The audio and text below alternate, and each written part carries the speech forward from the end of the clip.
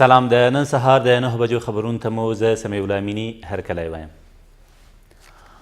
ولسمشر غني امنیتي بنسټونو ته لارښوونه وکړه چې غزني ولایت ته ولاړ شي او امنیتي وضعیت له نږدې وڅاري.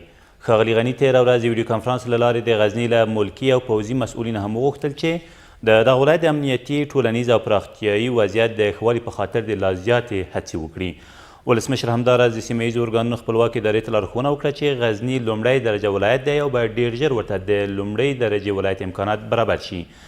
دغه ناسته په داسې حال کې ترسره کیږي چې په دې وروستیو کې د غزني ولایت 4 ولسوالۍ د افغان ځواکونو او طالبان ترمنځ لاس په لاس کیږي. په هرات کې پر یوې وړې نجلۍ ډله ییز جنسي تیری شوی او تیري کوونکي په تېښته بریالي شوي دي. دغه 12 کلنه ماشومه د تېرې جمعې په ورځ د هرات ښار د حوض کرباس له سیمې لومړۍ ترۍ تم شوه او تر ډله ییز جنسي تیري وروسته تېره شپه په بېسده حالت کې د هرات دولتي روغتون ته لیږدول شوې او دمګړې تر درملنې لاندې ده. دغه نجلۍ اوس له خپلو شاوخوا کسانو څخه سخته ویریږي او هرې خواته لاس اچوي.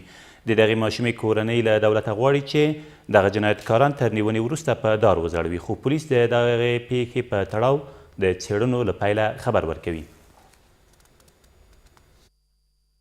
ما از دولت خواستم همینه که این آدمای جنایتکاره، این آدمایی که خدا نمیشناسه، این آدما فقط ما از دولت درخواست داریم، از دولت جمهوری اسلامی افغانستان که این آدما رو به پنجه قانون بسپارم، از اینا بررسی کنم که این جنایت دیگه نکنم. به این طلف بیگناه چیه؟ من از دولت امیر میخوام براجو که همین ایر اعدام کنم، ایر خیلی به جزای گرفتار کنم، ایر از این طلف من خیلی بدتر کنم. نظر روانی دچار بی‌ثباتی روانی یا شفتگی روانی شده بوده، خیلی ناآرام و بیقرار و پرخاشگر بوده، چون حادثه خیلی فجیع و عمیق بوده، نتونسته ایر تحمل بکنه و خیلی احساس درد اینا میکرده. بعد از پروسی کاری از اینا که تکمیل میشه روان میکنم به بخش ما. پلیس هرات چگونگی این رویداد و به خصوص عاملین از یک کسی که دست به کار زده یا بالاخره اگر تجاوز علیه صورت گرفته، فعلا این موضوع رو تحت بررسی خود قرار داده تا اینکه ما عاملین از رو بازداشت بکنیم و تحقیقات ما تکمیل شه، نتایج آخری خدمت شما ارائه میکنیم. له دې سره سم په غور کې یو نارینه د خپلې مېرمنې لخوا د چړې په وسیله وژل شوی دی. د دغه ولایت د امنیه قومندانۍ ویاند اقبال نظامي وایي دغه نارینه چې محیدین نومیږي تېره شپه د فیروزکوه ښار په دره قاضي سیمه کې په خپل کور کې د خوب حالت کې وژل شوی دی. ویل کېږي د مېرمن نیول شوې او دمګړې ترې پوښتنې روانې دي. افغان ځواکونو په هلمند کې د طالبانو د یوې بندخونې 21 ولسي وګړي آزاد کړل. د 215 میوند قلو اردو قمندان ولی محمد احمدزی وایي دغه شپني عملیات د مارجې ولسوالۍ د حاجي پاچا بلاک په سیمه کې ترسره شوي دي. د نوموړي په وینا له آزادو شویو کسانو 14 تنې له خپلو کورنیو سره یوځای شوي او پاتې 6 نور کسان شکمن بریښي او دمګړۍ هم ترې پوښتنې روانې دي.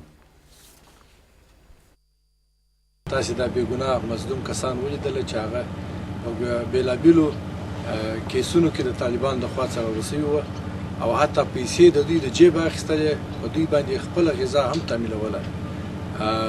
په داسې یو ظلم دا خلک هلته ساتل کېدله چې خوشبختانه زموږ د کومندویي ځواکونو د خوا څخه دغه 14 نفره آزاد شوله چې د دې وڅنګ ته 6 نفره چې هغه په طور د مشکوک په هغه ساحه کې نیول شوي دي چې فعلا تر څېړنو لاندې دي. او د ننګرهار په مرکز کې طالبانو یوه 14 کسیزه ډله د څارګر ملي ادارې د کارکوونکو له لوري ونیول شوه. دغه ډله تر دې مخکې له جلال آباد ښار سربیره د سره رود ولسوالۍ په شاوخوا سیمو کې په ترهګریزو فعالیتونو او جلب و جذب چارو بوخته وه.